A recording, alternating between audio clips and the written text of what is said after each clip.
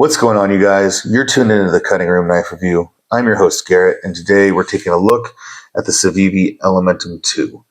Now, the Elementum 2 is another entry into our Budget Bangers series, and it's honestly one of the simpler, more plain Jane knives that are in this series, and crazy enough, it's the second most expensive knife that I have put in this series so far. What's up, guys? I'm Garrett. You're tuned in to the Cutting Room Knife Review, where I review knives, blades, and all things sharp. Please like and subscribe so I can keep bringing you more killer knife content. It really is a one-trick pony, so to speak. And if you like that trick, it's going to be great for you. And if you want more than that, I'd say you should probably look elsewhere for your knives. It seems like, in my opinion, Civivi's kind of hit a point where knives are passing them by. Civivi's kind of making the same, not the same knife over and over again, but the same pattern of knife over and over again. They are kind of just doing the same thing with some different shapes, different designs, but not really like pushing the envelope in what's offered at these price points anymore. A couple years back, this would be a great knife at this price point. But I think there's a lot more offered these days than what this knife really has to offer, because there's nothing really wrong with this knife. If you like this knife, go for it. In fact, my wife said that she liked this knife out of all of my Budget Bangers, and it's because it fits her hand well, and she isn't much of like a flipper person with thumb studs or finger holes. She likes the fact that it has this rear flipper tab, and it lets her, open the knife very easily. And maybe that's something that you like. I didn't expect her to say that, but I should have realized that she's going to take a much different look at this knife than I am. And it's much less calculated than I took a look at it. She just took a look at whichever knife fit her hand right, and whichever knife felt best to her. And this is the knife that felt best to her. And you know what? Sometimes that's okay. Sometimes that's all you really need in a knife. Maybe that's all this knife is maybe what you need in a knife. So let's take a look at the specifications and materials that make up the Civivi Elementum 2. Now, the overall length of the Civivi Elementum 2 is 7.06 inches. We have a blade length of 2.96 inches and a handle length of 4.11 inches. Now, this is a pretty tried and true ratio for handle to blade, 4:3.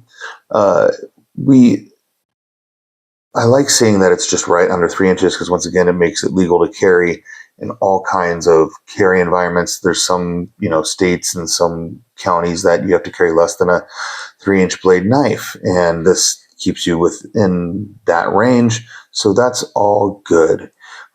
We have a 0.65 inch thick with the clip knife, and it is going to have a height of 1.1 inches. I'm sorry, 1.2 inches at the thickest point. We have a 0.12 inch thick blade, and it is a hollow ground blade. So that is one of the other pluses for this knife, is we have a real nice thin blade made out of Nitro V steel. So this is going to be a very good slicey blade. You're going to be able to get it very sharp, and the hollow grind is going to keep the blade very thin all the way through, and it doesn't even really get very thick up at the top, being that it's 0.12. The blade on this knife is pretty much where this knife shines. It has a stonewashed black PVD coating on top of the Nitro V. It's going to be tough. It's going to be a good hard use knife for somebody who doesn't have a lot of money to spend on a knife. Now, Nitro V needs to be sharpened all the dang time. You can put a great edge on it, but it does not hold an edge. It just really doesn't. And Civivi loves their Nitro V. It's cool. It is what it is, but I prefer 14C28N over it. And that's just a personal preference sort of thing, but Nitro V is fine in this case. What we have here is a very light knife because it has aluminum scales with no actual liner inside of it. They're just two aluminum scales that are bound together with these spacers down here, and then the blade and pivot. You're gonna get a very light knife out of this, and it's very simple, almost like a titanium frame knife would be, except it's using aluminum. The aluminum is strong and it keeps it light. They have a nice texture on the aluminum. I'll give them that, but it's just pretty plain Jane. It's pretty simple.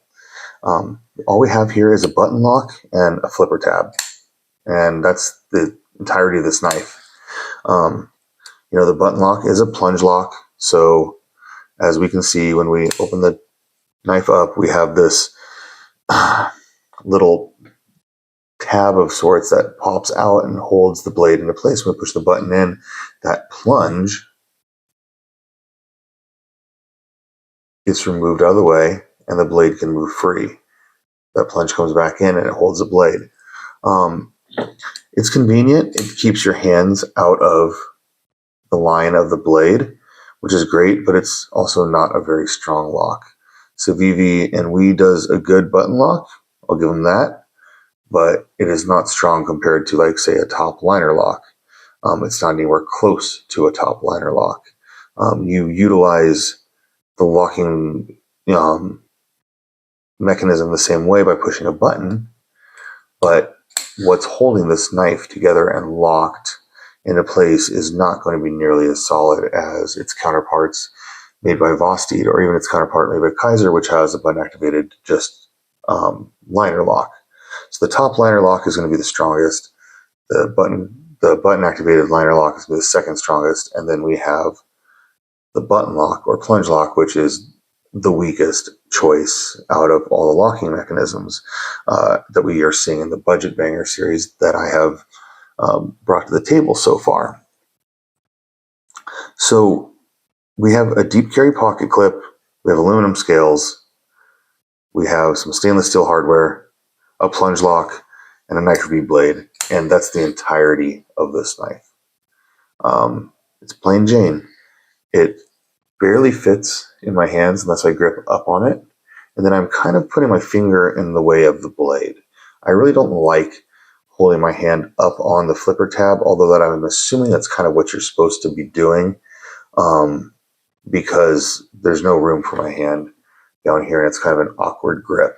So I'm going to be putting my finger up onto this flipper tab that sticks out and kind of using it like a choil, but I don't prefer it. It does kind of have the same pressure that I'm putting down it that the Raccoon does, the Vosteed Raccoon, but I like the way the Vosteed Raccoon presents itself and feels a lot better than this Civivi Elementum.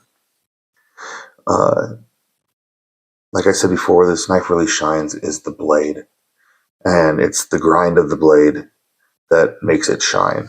Otherwise, this knife is just pretty plain Jane. And the hard truth about it is that because it has these aluminum scales, it's a price raise. You have to add on to the base model of this Civivi Elementum 2. The G10 does not cost as much as the aluminum does, and so I think on Amazon you're paying $77 for this knife. And when you compare that, you have this knife for $65, you have this knife for $65, and you have this knife for $79. There's no time that I'm actually picking this Civivi knife out of these four knives. I'm just not doing it. You have, if you want to compete with the blade, you have this Kaiser Drop Bear that has a hollow ground Nitro V blade. There's more jimping on the blade up here and even in the front. It is a bit thicker of a blade. I kind of like the aesthetics of the Civivi blade better, but I don't think it's going to work any better than the Kaiser blade is. Now we have aluminum scales on both of these, and we have a better locking system on the Kaiser. The Civivi, I will give it that it has the diamond texture on the scales, and it's like nice and grippy in the hand.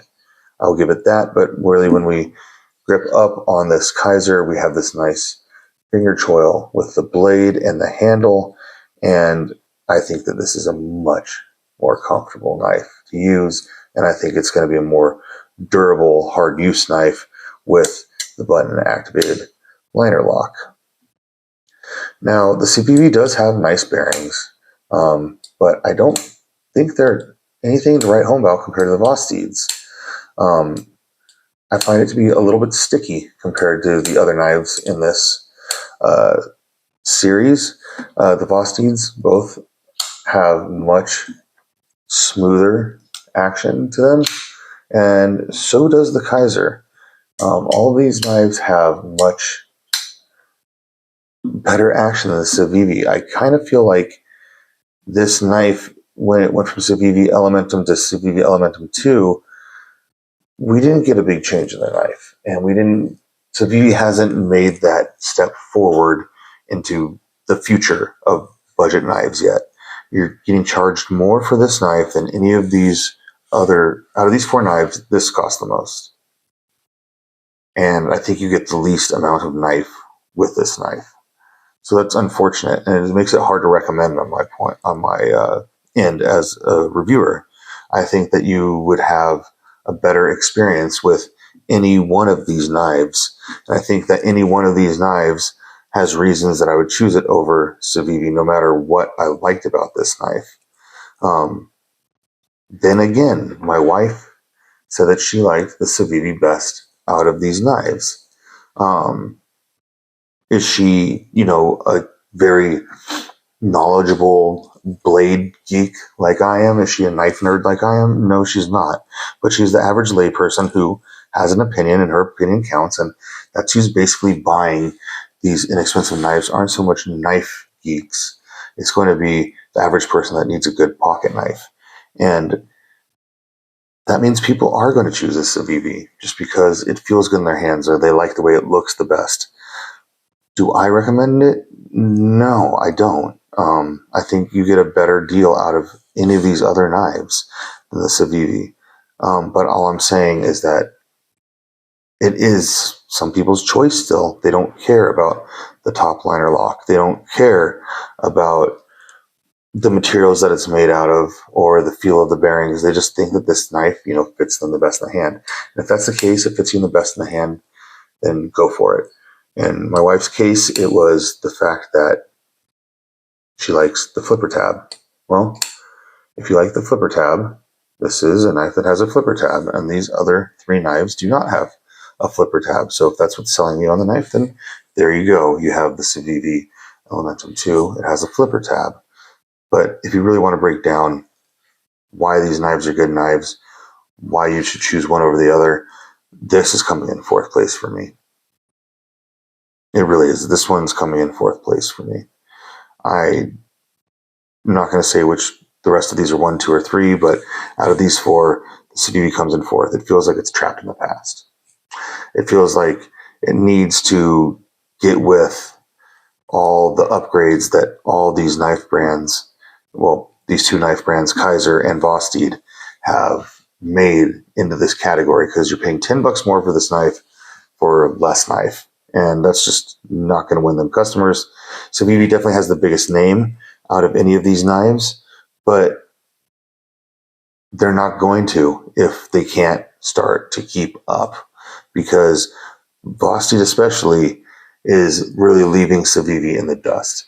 And Civivi can't survive off just the Vision FG forever. Because right now, that's the only thing that Civivi's got going for it in the budget category is the Civivi Vision FG is awesome. It's just freaking awesome. It's probably the best money you can spend on a knife under $100. But it's only that one knife, and there's so many Civivi knives that are just meh. I would say they're meh. And compared to these knives, they're definitely meh. It's not bad, but it's nothing that I want to write home about, and it's nothing that I really want to recommend to you, because I think you guys as my audience would have a better experience with any of these three knives compared to the Civivi Elementum 2.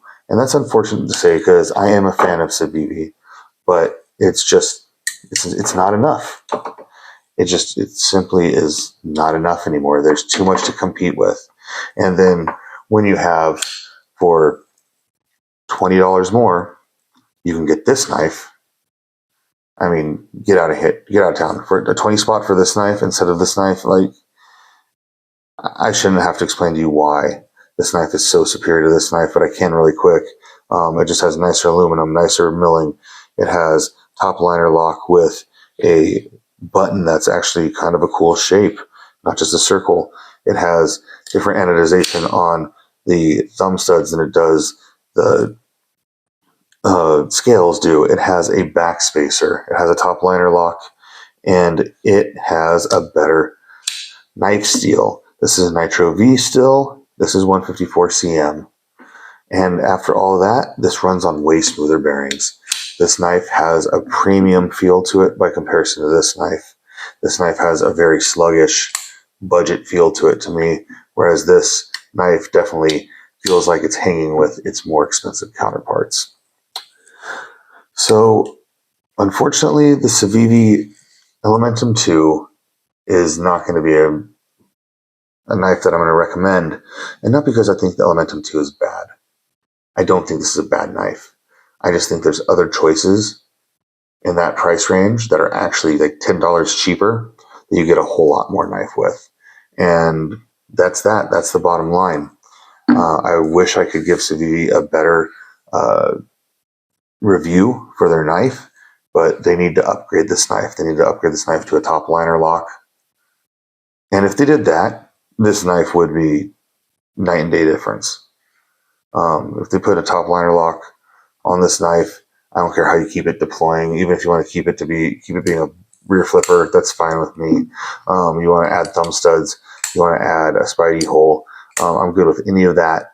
But the Civivi, unfortunately, is just too plain Jane for me. So that's what it is. The Civivi Elementum 2 does not get my recommendation because there's too many good choices other than it, in a price range that is actually $10 lower than it. And that's that. So this has been the Civivi Elementum 2. You're watching the Cutting Room Knife Review. I'm your host, Garrett. Until next time, you guys, stay sharp.